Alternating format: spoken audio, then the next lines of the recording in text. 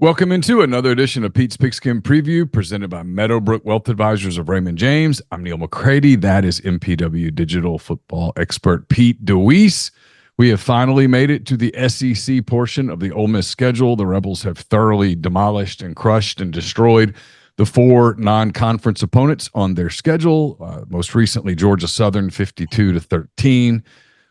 Gift to you guys. We're not going to really talk about it. We're going to jump right into SEC play. Ole Miss entertains Kentucky on Saturday. The game begins at 11 a.m. Central, noon Eastern on ABC, right out of the pre-game or pre-morning preview shows. It'll be right into the Rebels and the Wildcats at Vaught-Hemingway Stadium, the first of three straight SEC games before Ole Miss gets a weekend off. The Rebels go to South Carolina next week. That's an afternoon game. And then at LSU, which I'd be willing to bet a decent amount of money, will be a night game in Tiger Stadium, the Rebels and the Tigers. But today we're going to talk about the Rebels and the Wildcats. And before we do it, I'm going to tell you that we're brought to you by Meadowbrook Wealth Advisors of Raymond James. It's a full-service investment team based in Jackson, Mississippi, providing financial planning and investment management to clients across the state and surrounding areas. Ryan Geary and his partners are a local team that utilize the strength and resources of a national firm to bring their clients an impeccable level of service. This includes access to investment strategies, portfolio managers not available to all investors.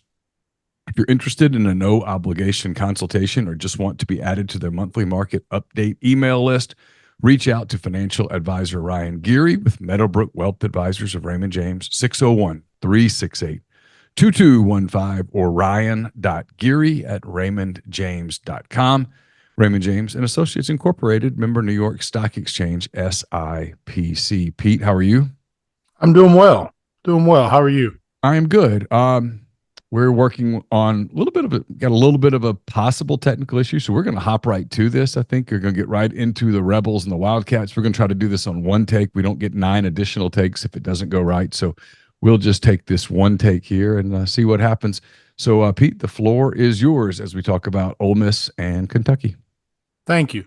Yeah, we like you said, there's really not a whole lot to talk about Georgia Southern. Ole Miss took care of business. If there's anything to talk about coming out of that game, it's health, right? Some guys probably a little beat up, and that's certainly going to play a role. But as Ole Miss gets into SEC play, and we've talked on here about how the first few games of the season, almost like an NFL preseason, probably affected somewhat the way that Kiffin handled camp and then a lot of those things. And it was a lot of tune-up and trying to get them ready for what's about to be a grind of a schedule. And there were guys that could have played Saturday that didn't play. It was very NFL exhibition stuff. Like I think TJ Daugherty, had that been a conference game, he would have played. Yeah. Had I think Jerquan Scott would have played. There was a 0% chance they were losing that game, and it wasn't a conference game, and they know what's coming, and so they rested guys.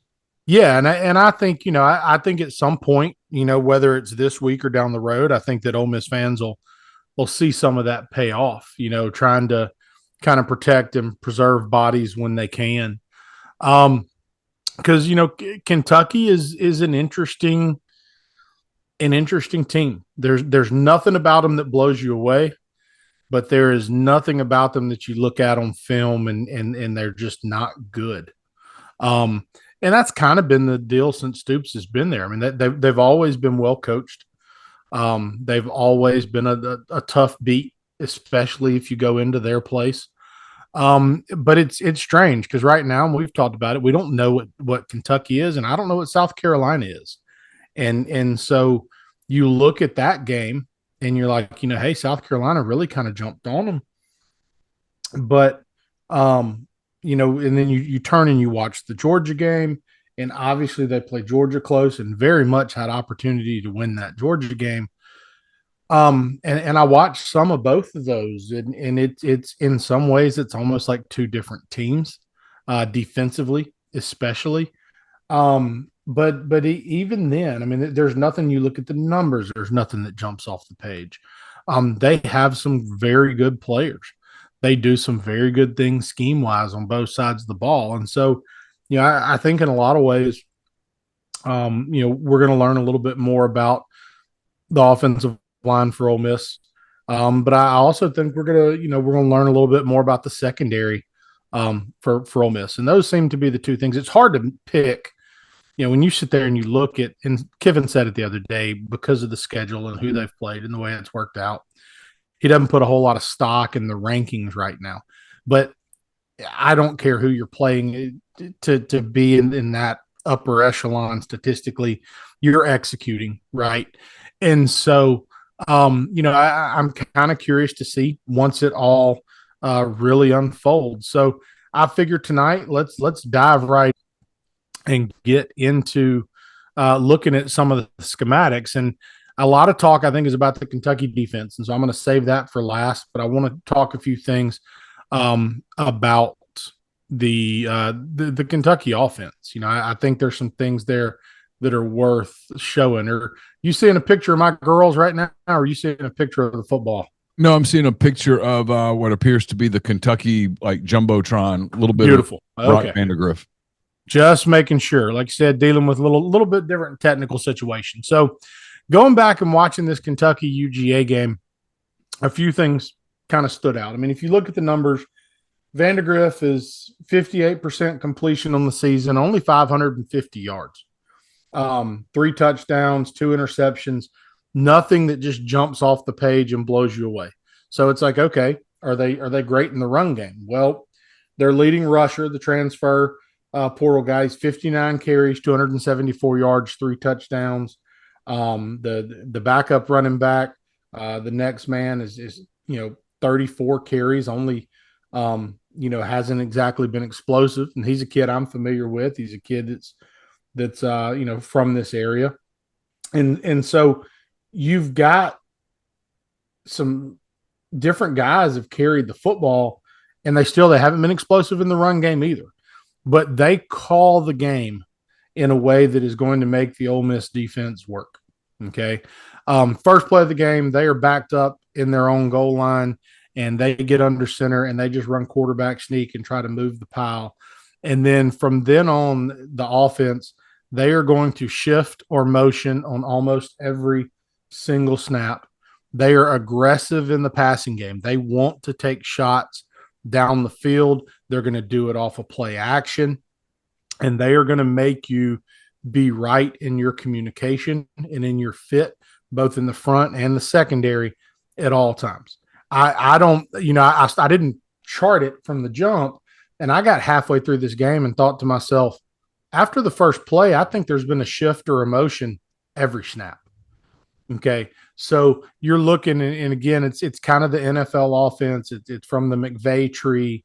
And so similar to what you might see with a lot of NFL teams right now, they're going to spread you some. They're going to pack it in with 2 and 3 tight ends at times, but there's constantly going to be guys moving and constantly trying to make you, create stress on the structure of the defense. So this is second offensive play of the game against UGA. They come out, running back is in the pistol, 1 tight end is attached, and they are going to motion a receiver across, and they're going to use him to just sell that jet sweep look to the field. They're going to play action, and they are going to get into a 2-man route combination down the field. Now, one thing that did stand out to me when I watched them, where there were times where it's clear Vandagriff and the receivers weren't on the same page, whether he was expecting something different.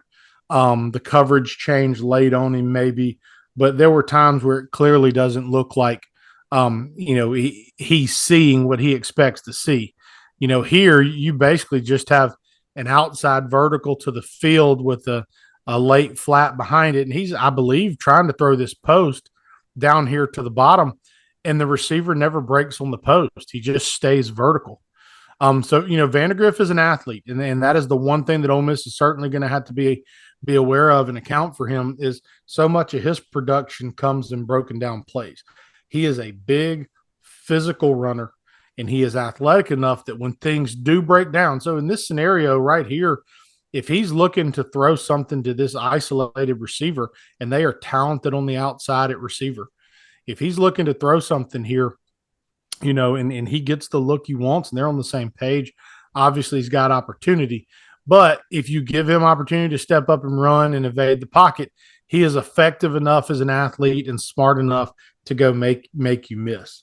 But I thought it was interesting that coming out right there, second play, backed up, quarterback standing in his own end zone, no hesitation, try to push the ball down the field. And that mindset did not change throughout the game at all. So coming out just a few plays later, okay, again, we talk about the use of motion, and this clip starts a little bit late. So they actually started with the running back in the backfield to the left of the quarterback. They're in a 2-by-2 formation. This is a 3rd and 8. Is that right? Yeah, I believe it's a 3rd and 8. Yep. Okay. You're 2-by-2 with the receivers kind of snug. They're not stacked on the outside, but they're close together. They're somewhat condensed to the formation. And now they're going to take that running back and they're going to motion him all the way out wide. So one of the things this does is it gives the quarterback a good indicator of man versus zone. So you can see an inside linebacker is actually moving with the running back. And now you know it's man-to-man because you've got a linebacker here now playing man-to-man on the running back out in space. So no matter how they chop it up here, they are probably playing some version of a match or man-to-man coverage, and it looks like a single high cover one type structure. So you've given them condensed, which is going to create communication, is going to be a must here. Condensed to the right of the quarterback. So again, communication, having a plan for how we're going to play that condensed set. And now you've given a man-to-man indicator. Now you've given him five guys in protection. There's no veiled attempt at a 6-man in pro. So right now, as a quarterback, you look out and they've given you so many indicators, and they do a good job, I think, of giving him easy indicators and places to look his eyes, because he knows right now what he can expect from a coverage standpoint. So they're going to get out here and they are just going to isolate, and they are going to run a simple mesh concept, much like you would see everybody run. Okay. Now, Georgia has a nice pressure dialed up. They get a twist going, they get to his face, and this is actually a big time throw by Vandergriff. They're going to clear everything out with the tailback. They're going to put this receiver on a deep out route, and then they're going to mesh underneath with the backside dig route. So if he has access to throw that out route, he is going to throw it. If he does not like that out route, he is going to come back underneath, and he's going to work the crosser that comes to his face, probably to the dig that's over the top, and then his third outlet would be this backside mesher. So again, it's a nice long throw against pretty solid coverage right here. He trusts the matchup and is able to complete the ball for the first down. If he does come down and work his progression, you can see they've given him a nice man beater underneath with Barry and Brown coming underneath the mesh, and it's an easy throw and catch where he too is going to be able to run and convert for the first down. So, but using the formation structure, using the motion that they used, he realizes right now that I've got one of my receivers is going to be matched up. That's Key. I can't remember his first name, but he's a big physical 6'2", 6'3" receiver out of Frederick Douglass High School in that area. It's a big program in that part of Kentucky. He realizes he's got him matched up on a player he likes, and he is going to go ahead and take his one-on-one matchup. It's good design, it's good recognition, and it's good execution by the offense. And if you're an Ole Miss fan, where we have seen Ole Miss play a lot of man-to-man defense this year, those are the type of matchups Ole Miss is going to have to consistently win in order to keep the offense off the field. Dane Key, by the way, is 15 catches for 264 yards so far. Thank you. Yeah, 15 catches, 264 yards. That's what I have in my notes as well. Thank you.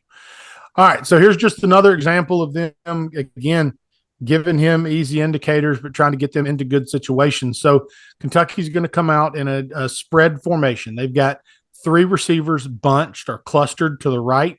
They're flexed out. They're not close to the line necessarily. They have 1 receiver to the short side of the field, and they are going to motion. Their outside receiver is going to go all the way across. So they're trying to create a coverage rotation, trying to get the safeties out of the bunch. What they are going to do here now is they're going to work a gap scheme. And these gap schemes have become very popular in modern football. They are going to show you a run play by pulling an offensive lineman.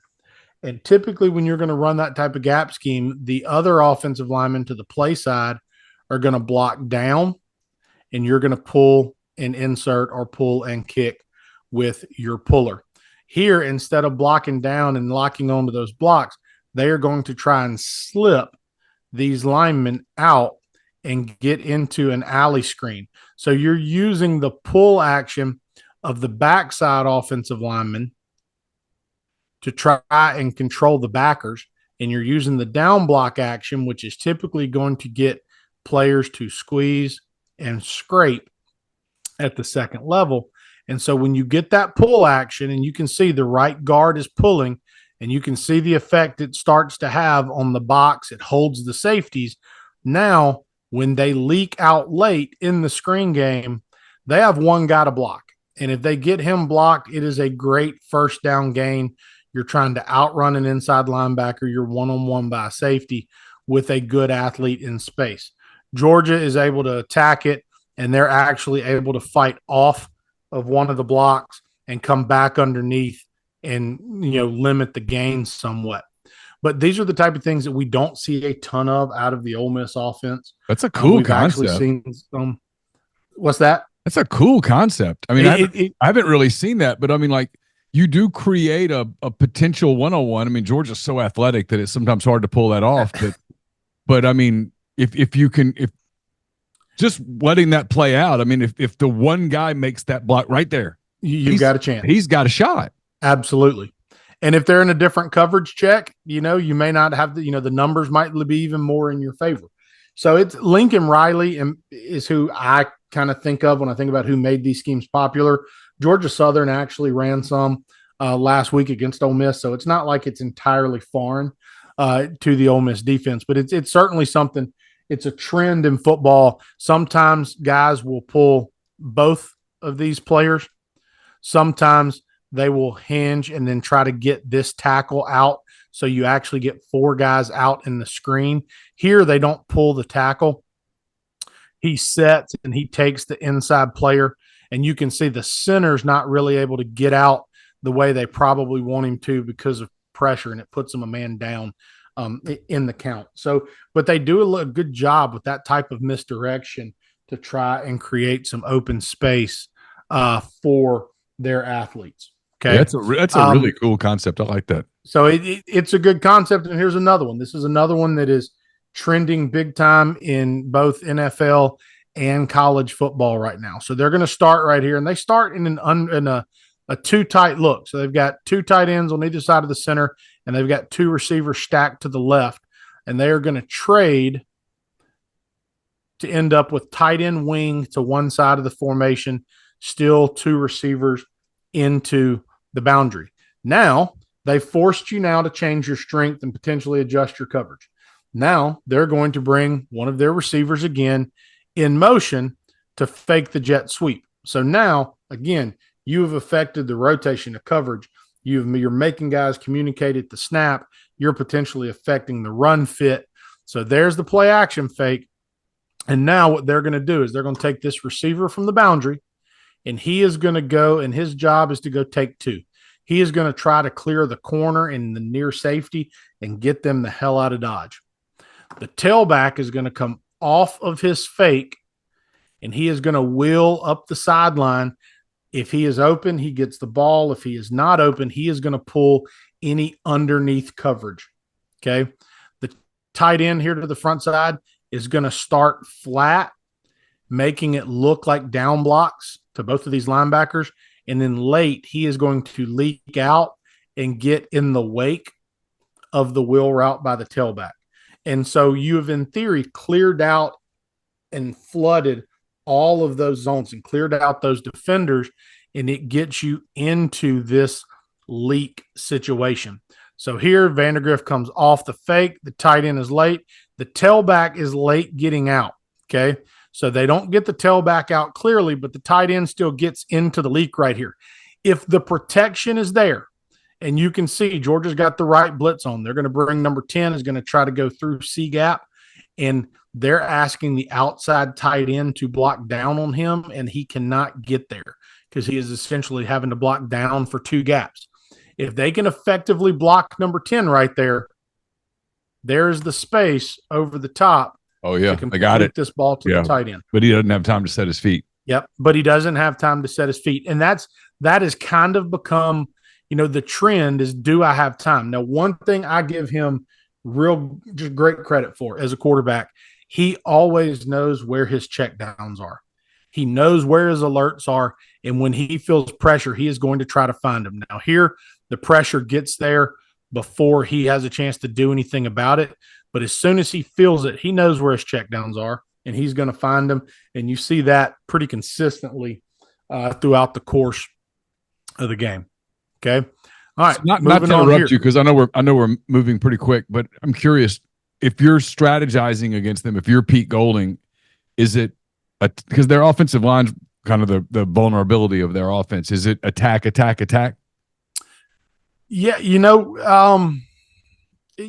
do what you do if you're Pete Golding, right? And if you're a team that's going to live and die by being a big pressure team and play man to man, that's what you're going to do. Unless you just feel outmatched and there's a need to change what you do. I don't think you'll see a ton of change.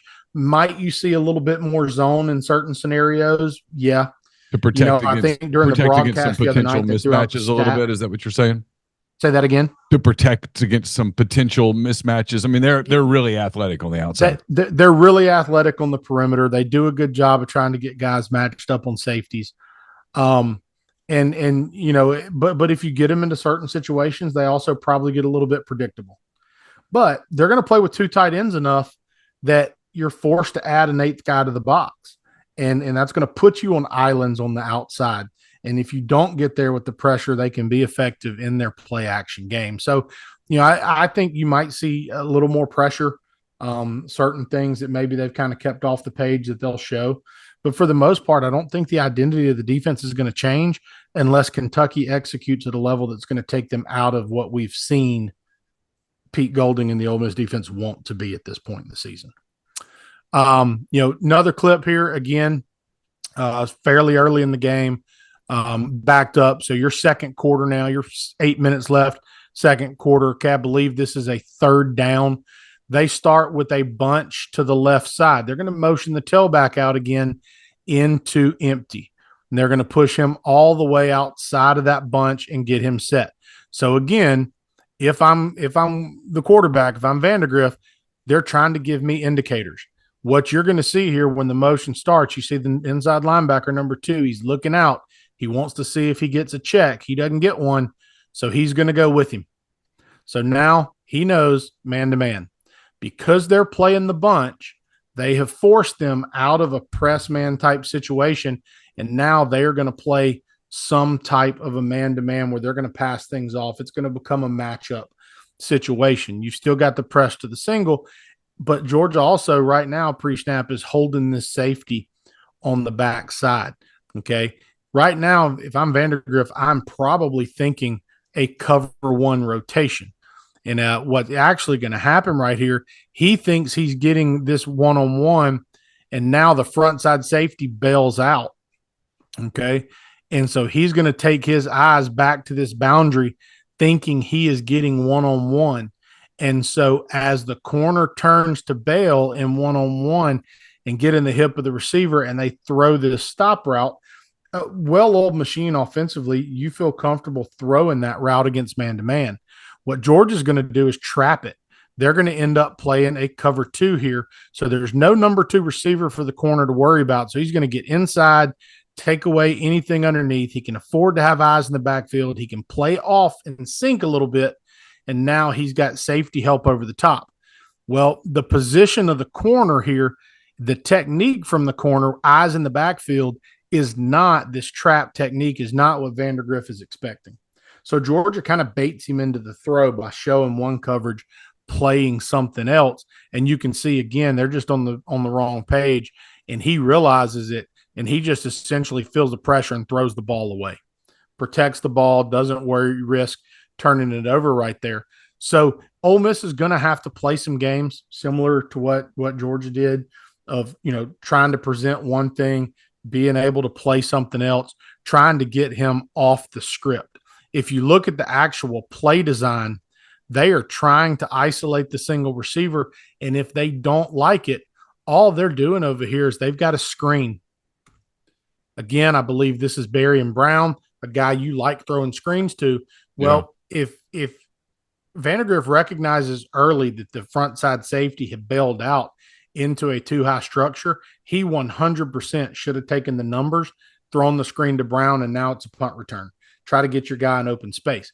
He's expecting the one-on-one because pre-snap, he's seeing 3 over 3, all 3 of them inside of 6 yards. I'm outnumbered at that point as a quarterback. Until that safety rotates, the math is not in my favor, but I see a one-on-one, so I'm going to try to take it. Georgia's able to kind of disguise it enough, get him into something that he does not want to be in. And so it was a great job by the Georgia defense from a scheme standpoint of getting them where they want to be. Okay. All right. So here they're going to start off, and they will do this a decent amount. These are 2 tight ends to the left in the bunch with 1 receiver. They're going to motion the single receiver over to get to a 2x2. Again, try to force some type of a rotation in the run game. Okay. They have different RPOs. They will work off of this.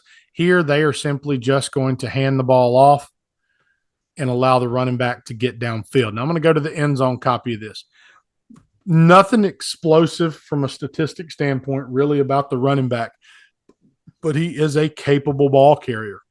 You can see here, he honestly probably, and you can see the tight ends getting beat. They want this ball to hit here and scrape through that gap. He feels the pressure from the outside, probably should have stayed in A gap. He jumps outside and ends up one-on-one in the open field, but is elusive enough to make a guy miss and keep going. So, they do a good job of trying to get the ball downhill. They are a heavy zone team. Not a lot of gap scheme. The gap scheme they do run is primarily counter, but they're going to hit you downhill with duo, and they're going to hit you with outside zone, kind of hallmarks of that offense here. But you can see there's not great push by anybody up front. They are able to get some lift on the 3 technique with a nice little combo there. I do think their weakness is on the interior of the offensive line in a lot of ways. And so Ole Miss, needs to be healthy and needs to be able to control that space. Especially with Ivy being down, I'm curious to see, how often, if you're Ole Miss, if Ole Miss has got 4 on the edge with 1 opposite, I think you're going to see Kentucky try to run it 4 as much as they can and try to leave number 1 backside as often as possible. And so, from a physical standpoint, from a size standpoint, so somebody is going to have to step up. They're going to have to play some of that boundary rush in position and help control the line of scrimmage, because I do think we will see Kentucky try to exploit it. Kind of just some other interesting little wrinkles they do. This is another one. Again, it's become extremely popular in modern football. It's called dash. You see it a lot of times. So the backside receiver is either going to run a hitch typically or some type of a drag route. In this case, they're going to motion the tight end in. They can do it with the tight end already in position. They're going to motion him in, and he's going to set the edge. The O-line is going to slide opposite and invite the rush that direction. The tailback is going to come in front of the quarterback to get into the flat. So they're going to give him some type of a 3-man concept out here, with the back being the 3rd man in the layer. Quarterback is going to take the snap, and he's going to look weak side. He's trying to hold the safeties, hold the backers. He is then going to get late out of the pocket and work his field side where the concept is working into his favor. If you give him a soft cushion and the backside route is open, he's going to throw it immediately. It's just going to be a little 3-step quick game concept. Here you can see there comes the motion. Probably snapped it a little bit early if you're asking me, but it sets 81 up. He kind of builds the wall there. You can see Vandergriff, he looks left. He knows it's not an easy access throw. So immediately he gets depth and pushes out of the pocket. Here comes the running back in the flat.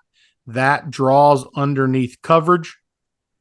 And now the cell concept that we've seen so many times from Ole Miss, where they're going to clear you out with the outside guy and they're going to bring that number 2 receiver into this corner space.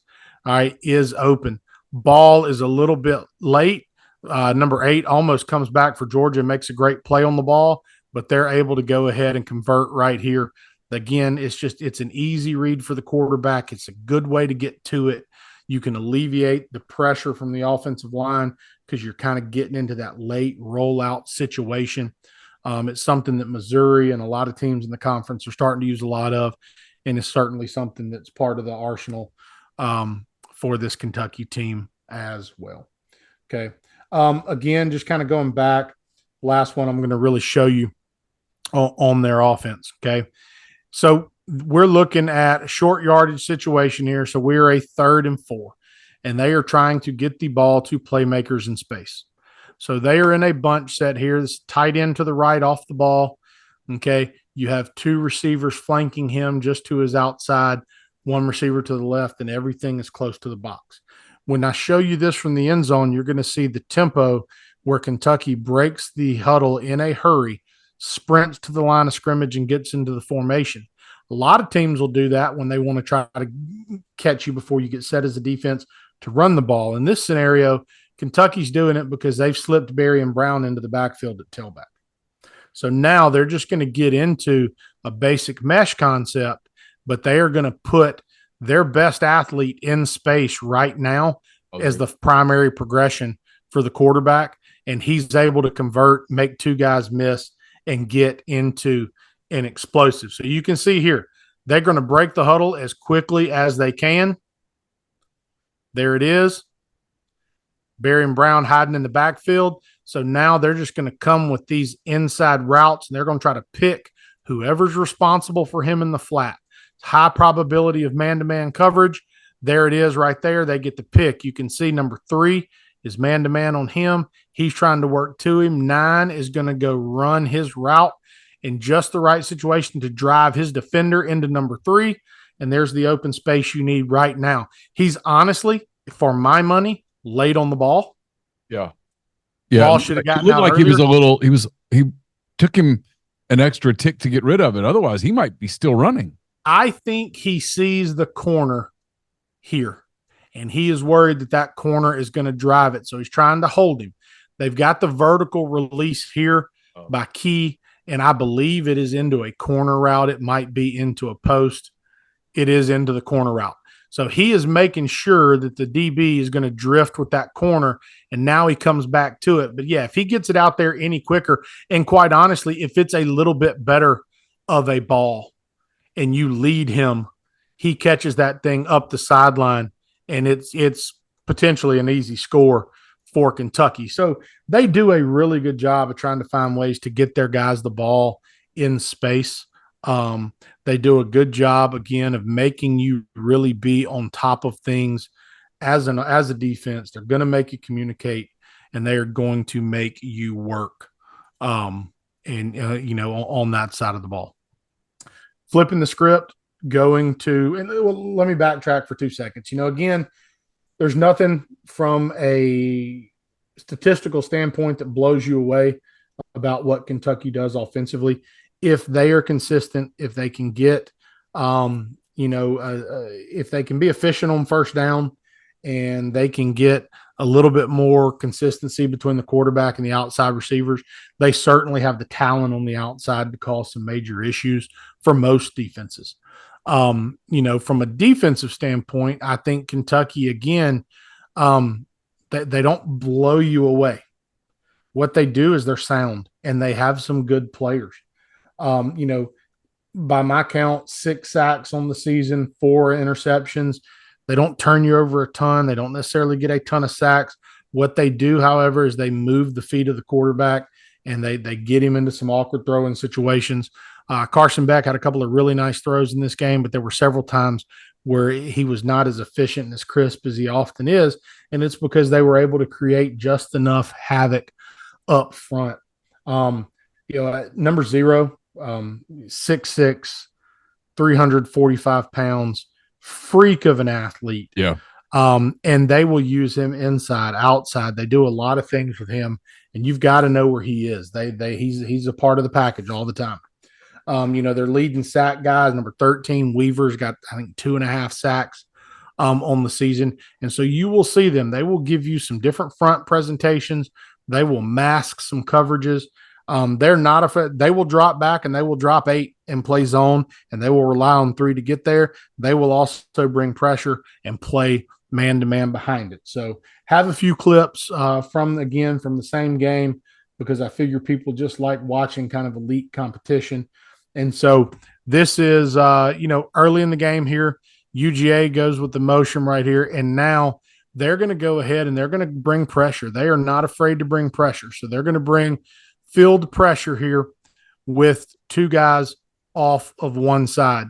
UGA is trying to get into an easy throw and catch situation with just a nice little slant flat look on the backside with the little spacing concept on the backside. The pressure is able to get there. Beck has to get out of the pocket. He's able to go get a couple of yards with his feet. But, when you watch this from this end zone copy, right, they're going to walk down again. They're going to present you with different looks. And now they are just going to overload one side. So it is a full slant. They are going to bring 2. He's going to set him up and then dip inside. 73 oversets him, but that is going to free up the edge and put the tailback one-on-one on the edge. They are going to make the running backs for Ole Miss be effective in protection. They do a good job of trying to attack protection. And Dart's going to have to be crisp, not just with his eyes, but he's going to have to, take what's there in the run game. And we know that's something that he does. He's never afraid to pull the ball down and run it. But just kind of giving you an idea of some of the different looks that you will get out of this defense. So not afraid to put their corners on an island. So Kentucky communicated that really well in the back end right there, right? With letting him, like the corner right there didn't, I don't know what I'm talking about. But it's obvious the corner kind of lets him go because he knows something else is coming and he knows the safety's going to be there for him. Absolutely. So as they bring the motion across, they're going to soft off and they're going to get into this zone and they're going to pass it off. They know the pressure's coming. Pre-snap, if they don't motion anybody, my money says that he's going to come down into the box and be a low hole player. Because of the motion here, he's going to bring it all the way across to this side of the coverage structure. So now they're just getting into a little matchup zone.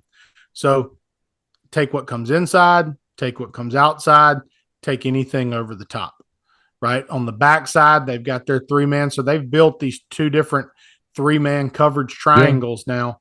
So they're 3-on-2. They're 3-on-2 on both sides. Absolutely. And that's most modern coverages are built on triangles.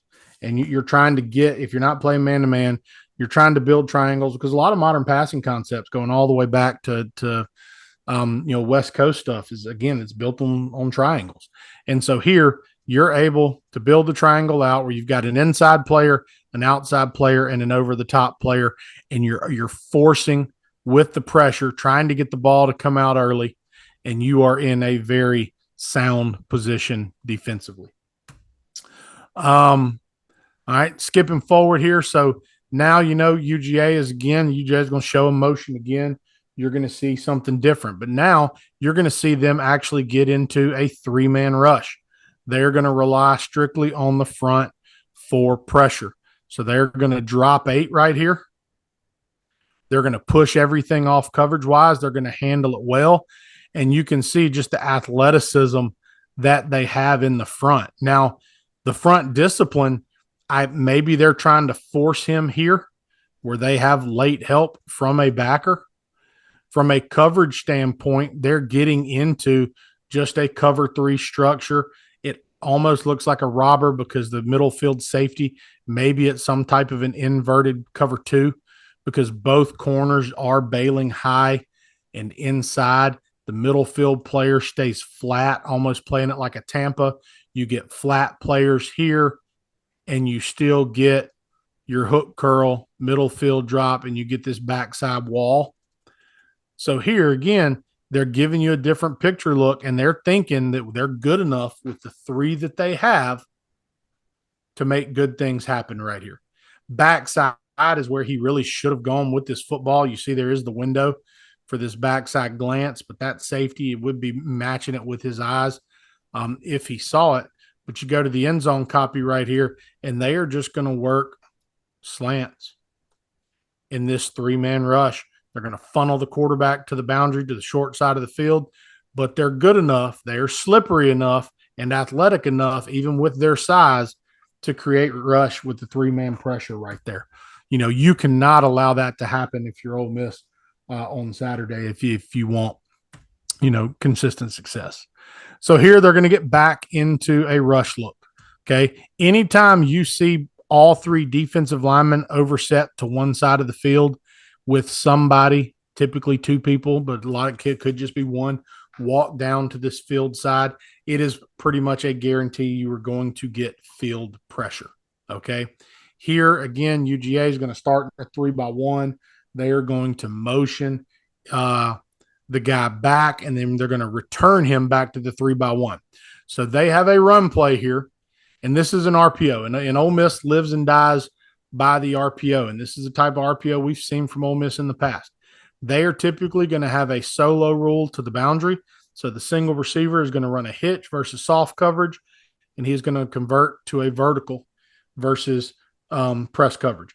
Ole Miss likes that to Trey Harris. They like it to Juice Wells. They like their matchups on the outside.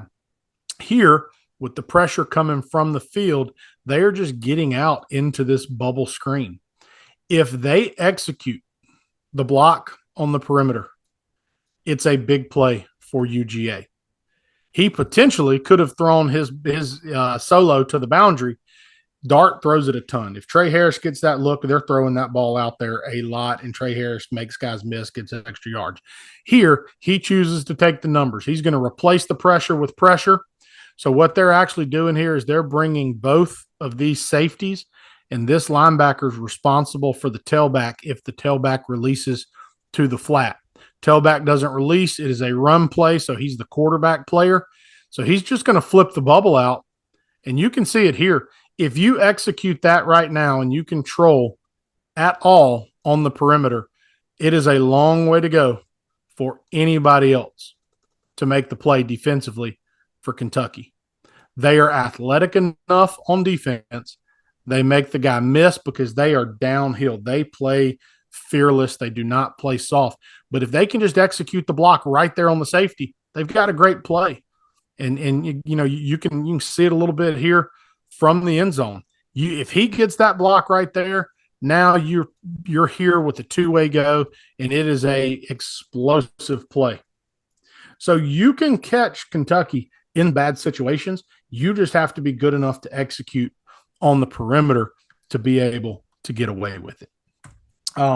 Again, skipping forward a little bit, okay? They like on run situations, they like using stunts in the run game because they are athletic enough to do it.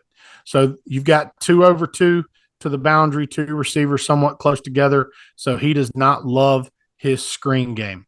Okay. If I go to the end here and just show you what they are going to do. Okay. You see this a decent amount. They're going to slant away from the running back, and they're going to bring this B gap defender is going to be patient, and then he's going to scrape back over the top. What you're trying to do, so you've got the B gap player here by the tackle, so you're trying to lock this guard and make him be a part of this combo here. When the nose slants strong, you're forcing the center to, again, be a part of that combo. So when I come late over the top, you're trying to free up A gap. You're also clouding things that is going to make it very difficult to climb to this linebacker and get there free without turning one of the down linemen loose. So there's the late action there into A gap. You can see 69 wants to climb, but the backside three technique is making it hard. As the center comes off on the twist, that again helps. It forces the ball to spit where they have numbers, plus a linebacker that's got scrape responsibility and can easily get to the outside. They force it on the perimeter versus Oscar Delta tight end, and there's the ball cutting right back into the bodies for a very minimal run right there. Again, you watch it at full speed. They're an SEC defense, and they're not a bad SEC defense. They are big, they are long, and they are athletic enough to cause some problems in the front.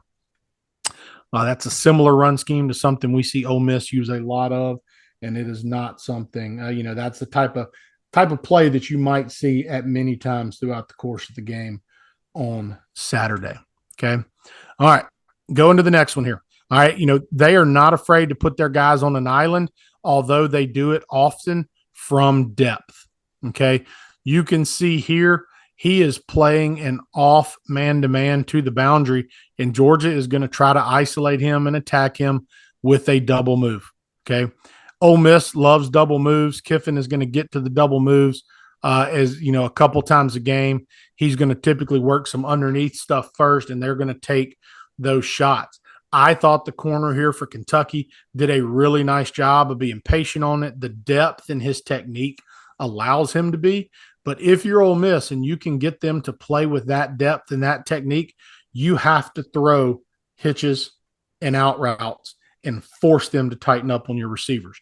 Because right now, if he were to work back down his stem on a hitch, out on a speed out, or cross face on a glance, Jackson Dart's got to be able to complete that pass because there is so much space there for the receiver to work. Okay. If he does not have his eyes, and you can see Beck goes to the boundary first, he is looking for the double move. He doesn't like it, but his eyes being to the boundary holds both of these linebackers so that when he does reset and come back to the field, he's got an open underneath receiver for an easy throw.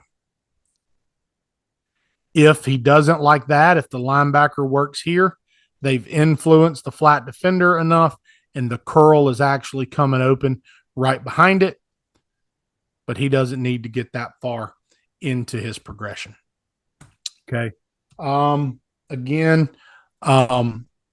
Here's another example. So where they're going to rush three, they are showing pressure right now.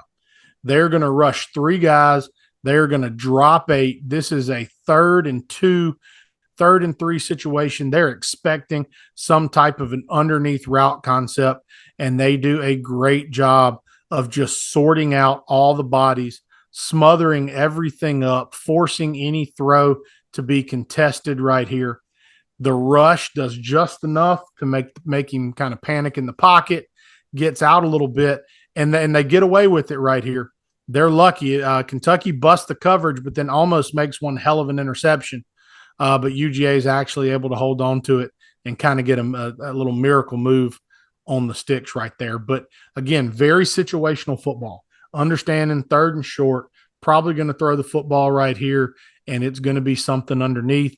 And so they're going to level off all of their coverage, and they're going to get guys to clog up that underneath. And some of the mesh routes and the things that Ole Miss likes to use in those situations may not be there. Just a couple more. To me, if you're Ole Miss, this might be your best run box. Consistently, if you get in these 2x2 formations where you're spread out, no tight end attached, and in this particular scenario where they've actually stacked the receivers, now you create a 6-man run box. It is very difficult for the defense at this point to add the 7th defender and still be sound on the outside against the RPO. At some point, if this is how you're going to dice them up, yes, they are going to match a hat. They're going to add, whether it's this safety or bringing one of these guys back into the box, they're going to do it. But now that creates the math game you want with your receivers on the outside.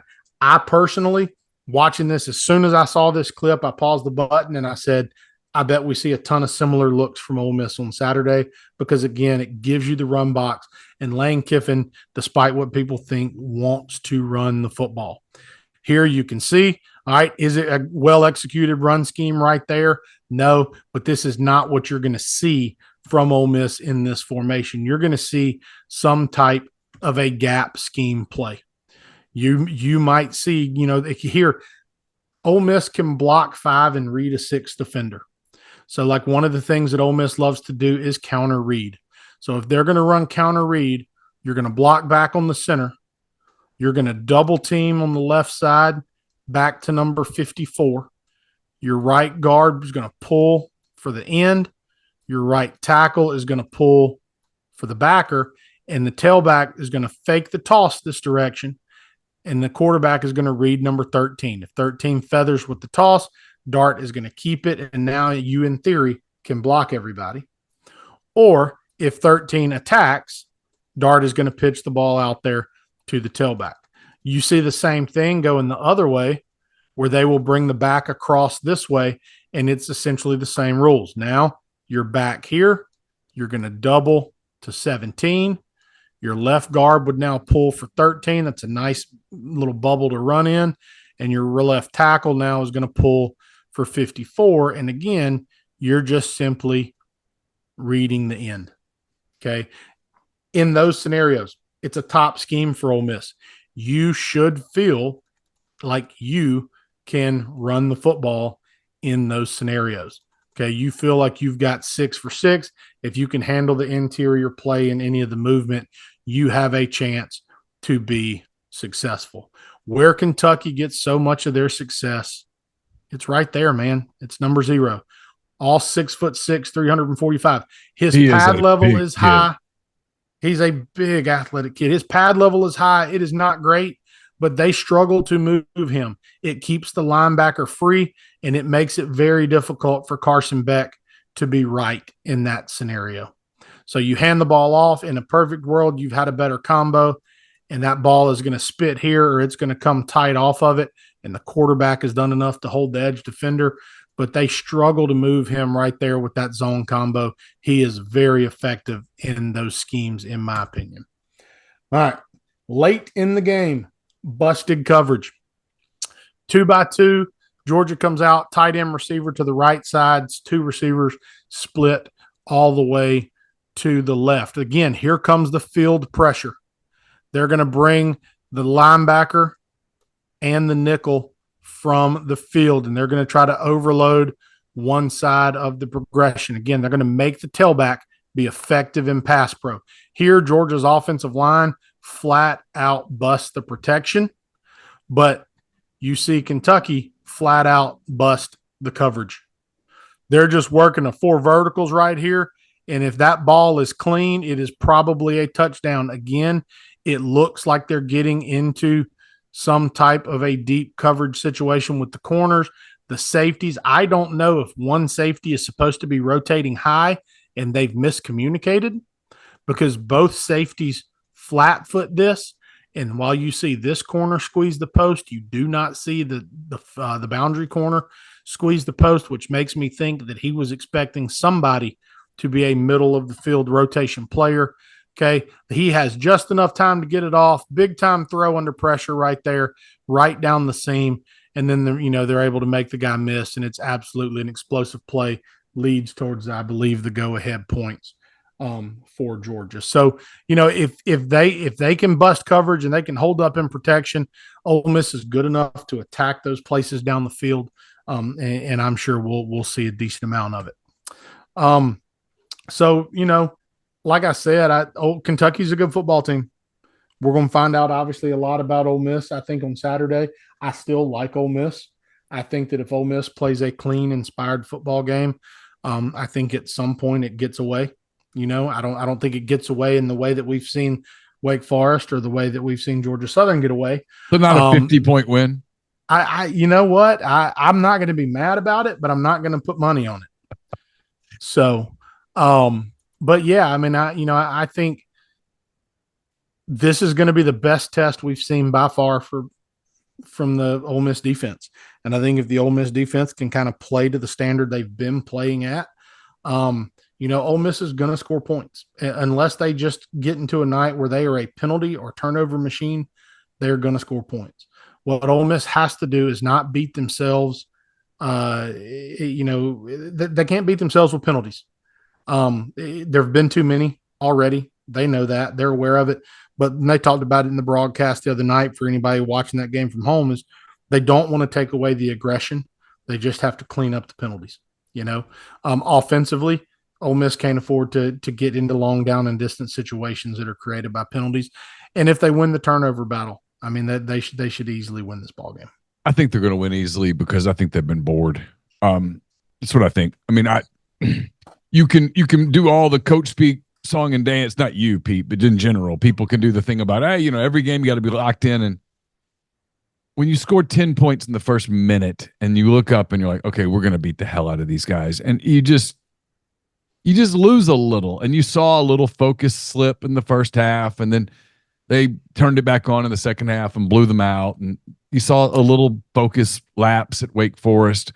It happens. I mean, when you play a game where there's zero chance that you can lose, you don't have the same intensity as when you play a team that has Barry and Brown and Brock Vandegrift and Zero and these people that, hey, these are legitimate SEC players, right? Yeah. And so when you watch them on film, you're like, okay, these guys are good. These guys played Georgia to within a point. Georgia hasn't lost a game in the regular season since COVID. I mean, this is going to be easier to get your guys excited, fired up, respect. Yeah. I mean, nothing against Middle Tennessee and Wake and Georgia Southern, but come on. I mean, guys are human. They look at the film and we're going to kill these guys, and then they do. Yeah, no, that's a real thing. It's a real thing at every level, and the other thing, some of the beauty of what Ole Miss does offensively, and it's a real tribute, I think, to Kiffin and Weiss. The playbook isn't huge. They carry a fairly minimal menu into every game. And there are certain things that you're going to see in pretty much every game. And then it's about being really damn good at those few schemes. And then they do a great job of adding just flavor every game to something specific for the opponent. And we have not seen much of that at this point. You have seen very little from Ole Miss, in my opinion, offensively, that is outside of what they would call their most base offense. And so I'm excited to see what they have cooked up. And I'm also excited to see, again, I think Ole Miss is on defense they've been in their base stuff. Have they pressured? Have they run? They have not. I don't think they've shown what they have in their back pocket. Agreed. They haven't had to. Yeah, and you want to save stuff. There's no reason to show it all against Middle Tennessee. I mean, no disrespect intended, but I'm just keeping it real. All right, so Ole Miss and Kentucky, 11 a.m. Central, noon Eastern. We'll have complete coverage at MPW Digital at rebelgrove.com. I'm sort of excited that the focus of the post-game show for the first time in 4 weeks will probably be on the Ole Miss game and not on whatever happens at Auburn. Although, I mean, you never know.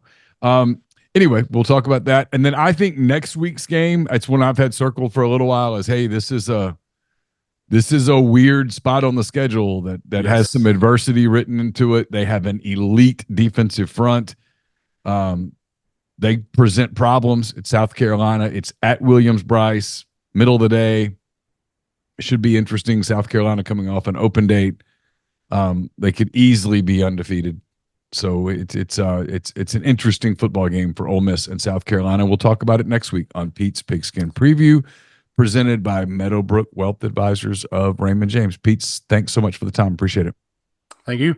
We'll be back with more programming throughout the day on Thursday. And then, like I said, the MPW Digital postgame show on Saturday, presented by Realtree, and then another full week of podcast next week at MPW Digital. For Pete Deweese, I'm Neil McCready. Take care.